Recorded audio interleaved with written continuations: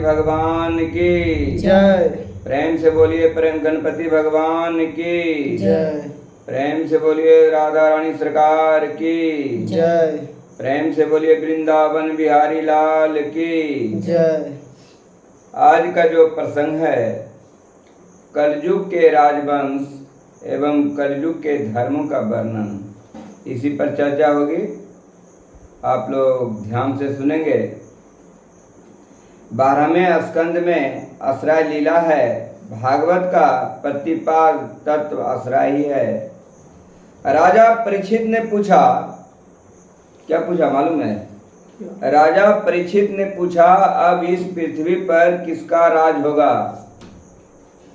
राजा परीक्षित ने पूछा कि इस पृथ्वी पर अब किसका राज होगा? सुखदेव जी जरासंध के पिता बृहदर्थ के वंश का अंतिम राजा होगा। पुरंजय और उसके मंत्री का नाम होगा सूनक।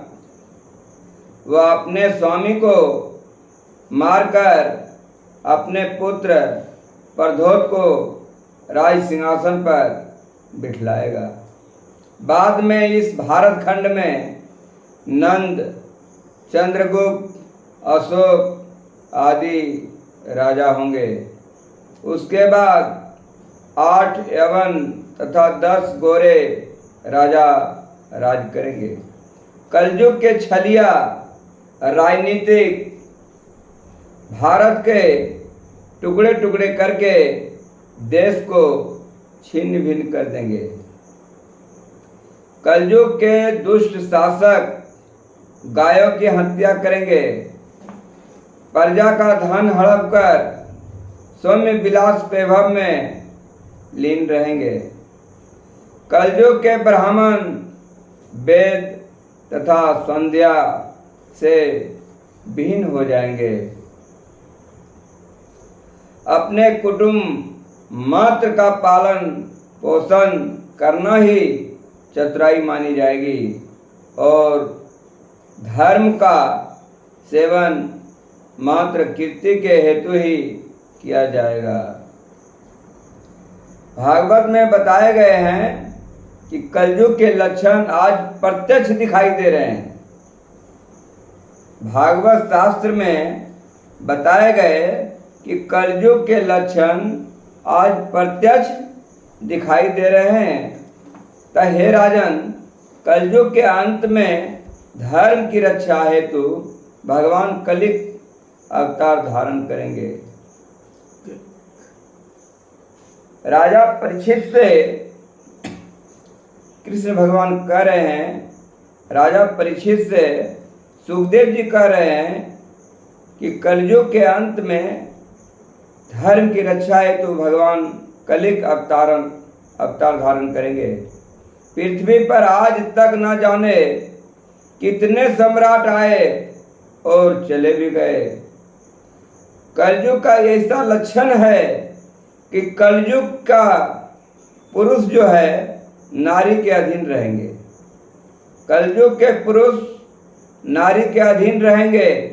मनुष्य को चाहिए कि अपनी स्वार्थ सिद्धि के लिए किसी को द्रोह न करें, स्वार्थ सिद्धि के लिए किसी को कष्ट न दें। ये हो गया कलयुग का लक्षण।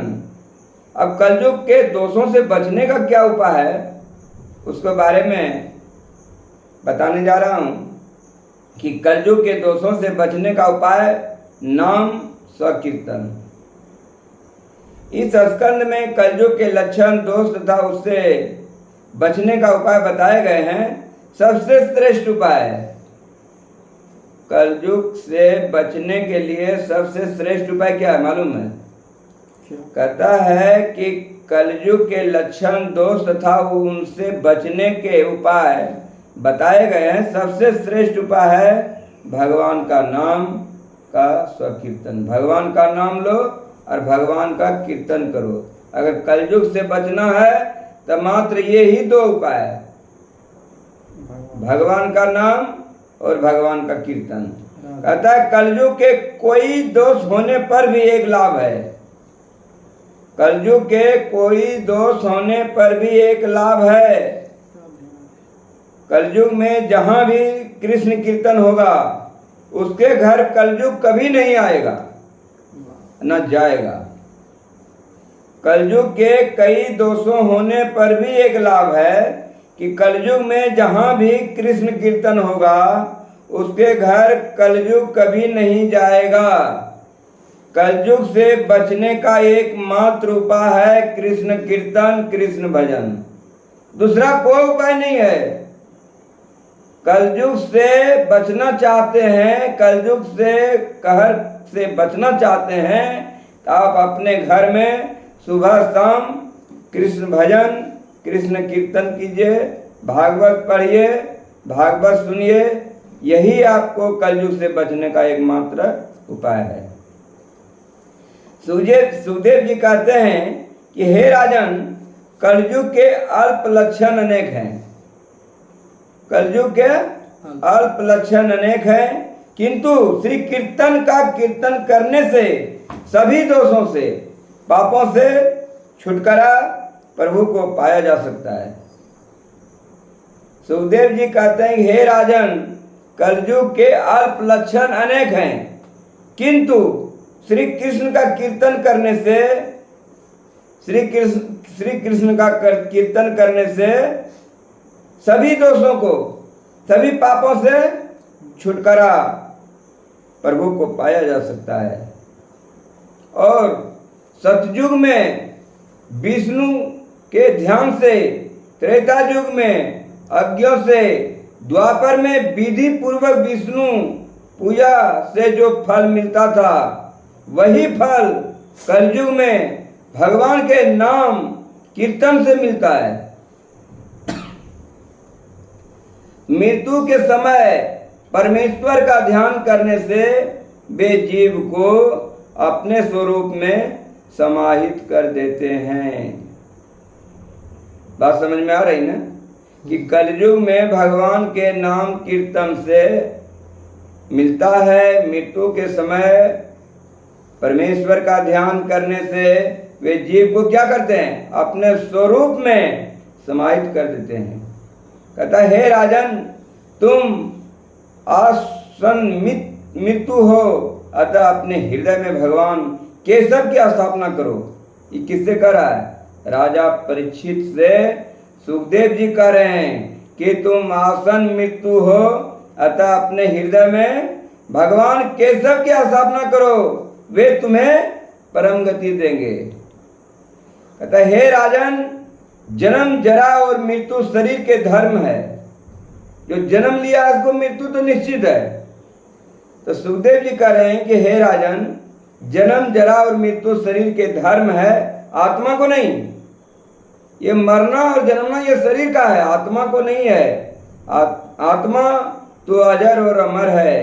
कहता है आत्मा को न हवा सुखा सकता है, न पानी गला सकता है, न आग जला सकती है। आत्मा अजर और अमर है, अजर और अमर है। तो मैं मर जाऊंगा, ऐसी पशु बुद्धि का त्याग करो। मैं मर जाऊंगा, ऐसे पशु बुद्धि के गिनती तर होते हैं। मैं मर जाऊंगा, ऐसी पशु बुद्धि का त्याग करो। घट फूट जाने पर उसमें समाया हुआ आकाश महाकाश से जा मिलता है। घट जो है फूट जाने पर उसमें समाया हुआ आकाश महाकाश से जा मिलता है। इसी प्रकार देहोत सर्ग होने पर जीव ब्रह्मामय हो जाता है। राजन, आज तक्षक तुम्हें डसेगा। राजा परीक्षित को कह रहे हैं सुखदेव जी कि राजन, आज तुम्हें तक्षक डसेगा, वह तेरे शरीर को मार सकता है। तक्षक अगर डसेगा तो वह तेरे शरीर को मार सकेगा, आत्मा को नहीं। तुम्हारी आत्मा तो परमात्मा में जाके मिलेगी। तुम्हारी आत्मा परमात्मा में जाके मिलेगी, तो तुम्हें क्या मारेगा? अरे तुम्हारा शरीर को मारेगी। इसीलिए सुखदेव जी राजा से कह रहे हैं कि आज तक्षक तुम्हें डसेगा, वह तेरे शरीर को मार सकेगा, आत्मा को नहीं। तुम्हारी आत्मा तो परमात्मा से जा मिलेगी। तुम शरीर से भिन्न हो। आत्मा क्या है? आत्मा क्या है?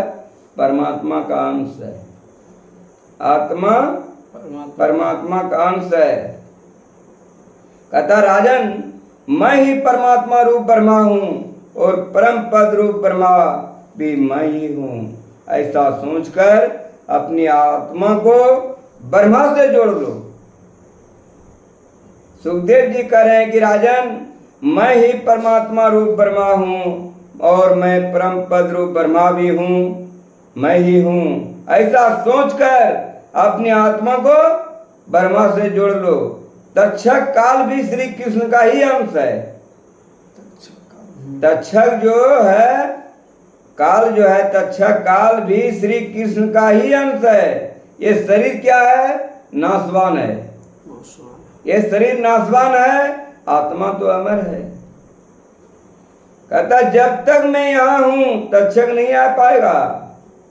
सुखदेव जी क्या कह रहे हैं कि जब तक मैं यहां हूं तक्षक नहीं आ पाएगा। और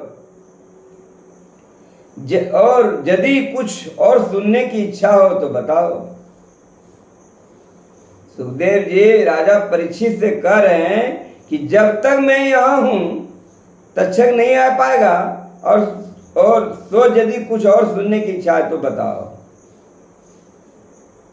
तो परीक्षित महाराज आपने मुझे व्यापक ब्रह्मा के दर्शन कराए हैं। परीक्षित महाराज कह रहे हैं सुखदेव जी से कि आपने मुझे व्यापक ब्रह्मा दर्शन कराए हैं, सो मैं निर्भय हो गया हूं। मैं अब मृत्यु का डर मुझे नहीं है। परीक्षित महाराज कह रहे हैं सुखदेव जी से कि आपने मुझे व्यापक ब्रह्मा का दर्शन कराए हैं, सो मैं निर्भय हो गया हूँ। श्रीमद् भागवत गीता से श्रवण के 5 फल है। श्रीमद् भागवत गीता श्रवण करने से 5 फल मिलता है। 5 फल क्या है? निर्भयता, यानी कि डर खत्म। जो भागवत सुनता है तो निर्भय बनता है, डर खत्म हो जाता है। नंबर 2 निसंदेहता, कोई संदेह नहीं है। निसंदेहता, कोई संदेह नहीं है। जो भागवत सुनता है उसके अंदर कोई संदेह शंका नहीं है। नंबर 3 हृदय में प्रभु का साक्षात प्रवेश। जो भागवत सुनते हैं उसके हृदय में कृष्ण यानी प्रभु साक्षात प्रवेश हो जाते हैं। नंबर 4 सभी में भागवत दर्शन। जो भागवत सुनते हैं सभी में भगवान का दर्शन होते हैं, सभी में भगवान दर्शन आते हैं। कहता जितने जीव हैं सब में शिव है। एक भी जीव नहीं है जिसमें कि शिव नहीं है, जिसमें कि कृष्ण नहीं है। सब में शिव है। जितना जीव है सब में भगवान है। कहता है नंबर 5 परम प्रेम। जो भागवत सुनता है उसके अंदर प्रेम जागता है भगवान के प्रति, संसार के प्रति प्रेम जागता है। किससे? जो भागवत सुनते हैं उससे। पहला नियम है प्रेम जागता है। अब कहता है राजा परीक्षित ने कि गुरुजी मैंने 5 फल प्राप्त कर लिए। क्या कहा? कि आपके भागवत सुनाने के बाद मैं 5 फल का प्राप्त कर लिए हैं। प्रभु भागवत का प्रथम स्कंद सुनकर परमात्मा के दक्षिण चरण के द्वितीय स्कंद सुनने से वाम चरण के तीसरे और चौथे स्कंदों को सुनकर दोनों हस्त कमल के पंचम और छठे स्कंद को सुनकर दोनों जंघा के 7वें स्कंद के श्रवण से कटी भाग 8म और 9वां स्कंद सुनकर प्रभु के विशाल वक्ष स्थल के दर्शन हुए। ये क्या करें? सुखदेव जी से राजा परीक्षित कर रहे हैं कि 10वें स्कंद के श्रवण से प्रभु के मुखारबिंद और नयनों के दर्शन हुए। एकादश स्कंद को सुनकर श्रीनाथ जी का ऊपर उठा हुआ हस्त दिखाई दिया। 12वें स्कंद के श्रवण से मुझे लग रहा है कि श्री कृष्ण दोनों हाथों से मुझे बुला रहे हैं। 12वें स्कंद के श्रवण से मुझे लग रहा है कि श्री कृष्ण दोनों हाथों से मुझे बुला रहे हैं। ये कौन कर रहा है? राजा परीक्षित कर रहा है सुखदेव जी से कि 12वें स्कंद, जब भागवत के 12वें स्कंद का श्रवण मुझे मिला तो मुझे लग रहा है कि श्री कृष्ण दोनों हाथों से मुझे बुला रहे हैं। अब तो मैं प्रभु का ही ध्यान धर रहा हूँ। राजा परीक्षित कह रहे हैं कि गुरुजी, अब मैं तो प्रभु का ही ध्यान धर रहा हूँ, मैं इनको शरण में हूँ, मुझे सर्वत्र वे ही दिखाई दे रहे हैं, मुझे सर्वत्र श्री कृष्ण दिखाई दे रहे हैं। मैं उनके पास जा रहा हूँ, वे मुझे बुला रहे हैं, मैं कृतार्थ हो गया हूँ। महाराज, आपने न केवल कथा श्रवण कराया लेकिन प्रभु के दर्शन भी मुझे करा दिए। आपने बतलाया कि सारा जगत परमारूप है, तक्षक जगत के प्रतीक नहीं है, वह भी परमारूप ही है। मैं आपको बार बार प्रणाम करता हूँ, आपने मुझ पर बड़ा उपकार किया है। ये किसने कह रहा है? राजा परीक्षित ने सुखदेव जी से कह रहा है कि मैं आपको बार बार प्रणाम करता हूँ, आपने मुझ पर बड़ा उपकार किया है। सुखदेव जी कहते हैं, राजन, तुम्हारे साथ साथ मैं भी कृतार्थ हो गया। अरे तुम तो कृतार्थ हो ही गया, लेकिन तुम्हारे साथ साथ मैं भी कृतार्थ हो गया, क्योंकि मुझे भी कथा श्रवण का लाभ मिला है। अरे मैं तो कथा वाचक हूँ, मैं तो कथा तुमको सुनाया, लेकिन तुमको सुनाने के बाद कथा श्रवण का लाभ मिला है। तुम्हारे कारण मैं भी प्रभु में लीन हो सका, वे मेरे हृदय में विराजमान हुए। राजन, मैं अब आगे का कोई प्रसंग देखना नहीं चाहता। राजा परीक्षित कह रहे हैं कि राजन, सुखदेव जी से कह रहे हैं कि राजन, मैं अब आगे कोई प्रसंग देखना नहीं चाहता, यदि कोई शंका है तो पूछ सकते हो। तो ब्रह्मानिष्ठ होने के कारण मेरी दृष्टि तक्षक के विष को अमृत बना देगी। क्या कह रहा है कि ब्रह्मानिष्ठ होने के कारण, भागवत सुनने के बाद ब्रह्मानिष्ठ हो गया, अब ब्रह्मानिष्ठ होने के कारण मेरी दृष्टि तक्षक के विष जो है, विष को अमृत बना देगी। परीक्षित ने गुरुदेव को वंदन किया और कहा, अब मेरे मन में कोई शंका शेष नहीं है। क्या कहा? अब मेरे मन में कोई शंका शेष नहीं है, आपकी कृपा से मैं निर्लेप और निर्भय हो गया हूँ। सुखदेव जी ना जाने की अनुमति चाहिए तो राजा ने उनकी पूजा करने की इच्छा व्यक्त की। सुखदेव जी ने जाने की अनुमति चाहिए कि आप मुझे विदाई दो। सुखदेव जी ने जाने की अनुमति चाहिए तो राजा ने उनकी पूजा करने की इच्छा व्यक्त की। राजा ने सुखदेव जी की पूजा की तो उन्होंने राजा के मस्तक पर अपना वरदहस्त पधराया। उसी क्षण राजा को परमात्मा के दर्शन हुए। जीव और ब्रह्मा एक हो गए, सत्र में भाग ले रहे हैं। सभी महर्षियों को परमाश्रय हुआ। व्यास जी सोचते हैं कि मैंने अपने पुत्र को भागवत का अभ्यास कराया, किंतु जो तत्व सुखदेव जी जान सके वह मैं भी जान नहीं पाया हूँ। व्यास जी ने सुखदेव जी को प्रणाम किया। गुरुदेव सुखदेव जी ने अंतर ध्यान हो गए। राजा परीक्षित के शरीर में से एक ज्योति प्रकट हुई। राजा परीक्षित के शरीर में से एक ज्योति प्रकट हुई और महाज्योति के साथ मिल गई। तक्षक ने आकर राजा को दंश दिया, किंतु वे तो कब के भगवान धाम सिधार गए।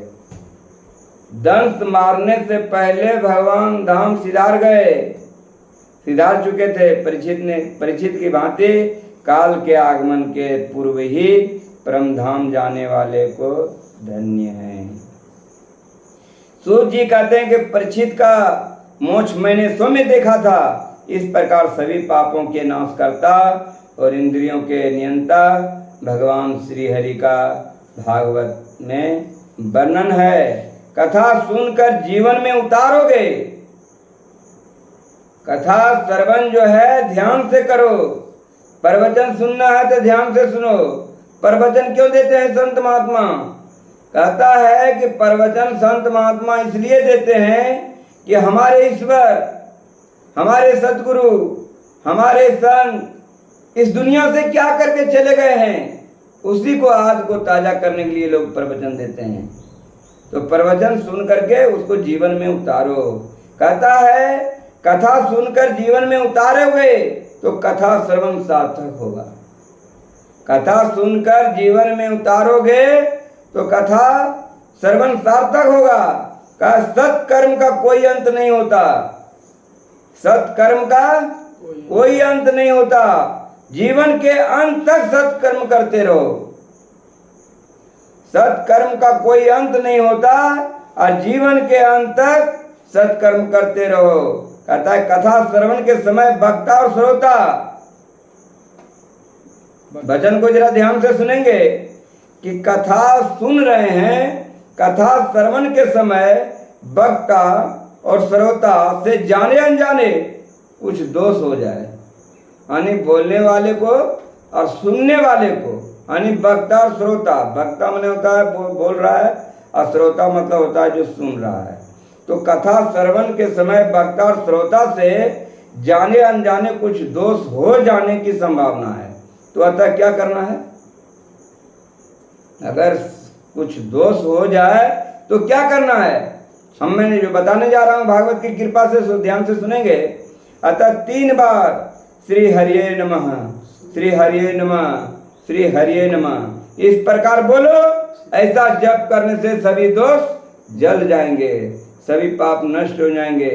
कहता है मनुष्य ठोकर लगते समय, छींकते समय, दुखी अवस्था में, विपदा में यदि श्री हरिये नमः, श्री हरिये नमः, श्री हरिये नमः का स्वर पाठ करे तो उसके दोष और दुख दूर हो जाते हैं तथा उसके पाप नष्ट होते हैं।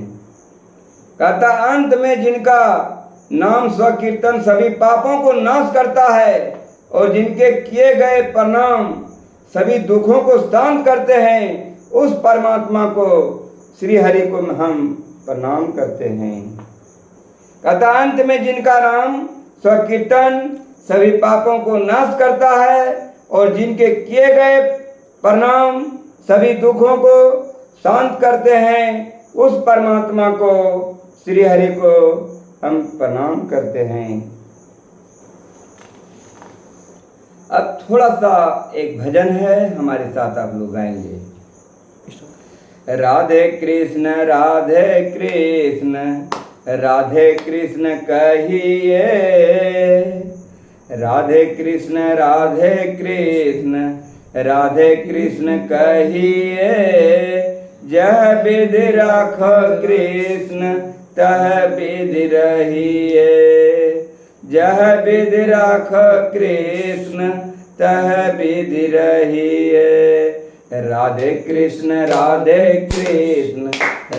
कृष्ण कहिए, जह विधि राखो कृष्ण तह विधि रहिए।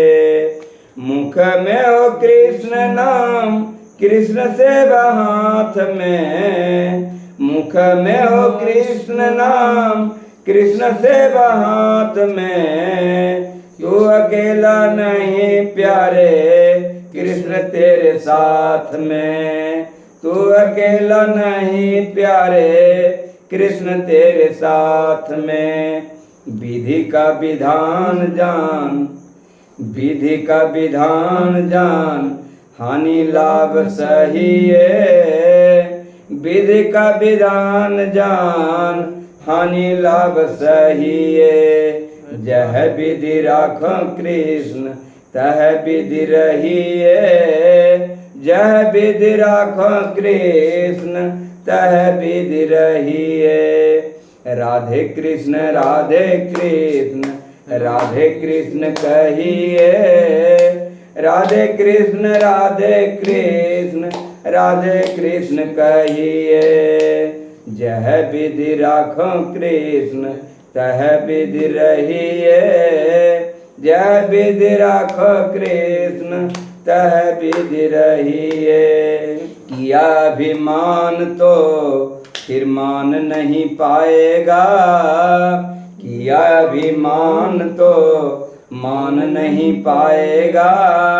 होगा प्यारे वही जो श्री कृष्ण जी को भाएगा। होगा प्यारे वही जो श्री कृष्ण जी को भाएगा। किया अभिमान तो मान नहीं पाएगा। होगा प्यारे वही जो कृष्ण जी को भाएगा। फल आशा त्याग शुभ कर्म करते रहिए। फल का आशा त्याग शुभ कर्म करते रहिए। जह विधि राखो कृष्ण तह विधि रहिए। जह विधि राखो कृष्ण तह विधि रहिए। जिंदगी की डोर सौंप हाथ दीनानाथ के। जिंदगी की डोर सौंप हाथ दीनानाथ के। महलों में राखो चाहे झोपड़ी में बास दे। महलों में राखो चाहे झोपड़ी में बास दे। धन्यवाद निर्विवाद कृष्ण कृष्ण कहिए। धन्यवाद निर्विवाद कृष्ण कृष्ण कहिए। जय विधि राखो कृष्ण तह विधि रहिए। जय विधि राखो कृष्ण तह विधि रहिए। राधे कृष्ण राधे कृष्ण कहिए। राधे कृष्ण राधे कृष्ण कहिए। जह विधि राखो कृष्ण तह विधि रहिए। जह विधि राखो कृष्ण तह विधि रहिए। एक आशा एक कृष्ण जी से दूजी आशा छोड़ दे। एक आशा कृष्ण जी दूजी आशा छोड़ दे। नाता एक कृष्ण जी से दूजा नाता छोड़ दे। नाता एक कृष्ण जी से दूजा नाता तोड़ दे। साधु संग कृष्ण रंग अंग अंग रंगिए। साधु संग कृष्ण रंग अंग अंग रंगिए। काम रस त्याग प्यारे काम रस त्याग प्यारे कृष्ण रस पीजिए। काम रस त्याग प्यारे कृष्ण रस पीजिए। राधे कृष्ण राधे कृष्ण कहिए। राधे कृष्ण राधे कृष्ण कहिए। जह विधि राखो कृष्ण तह विधि रहिए। जय विधि राखो कृष्ण तह विधि रहिए।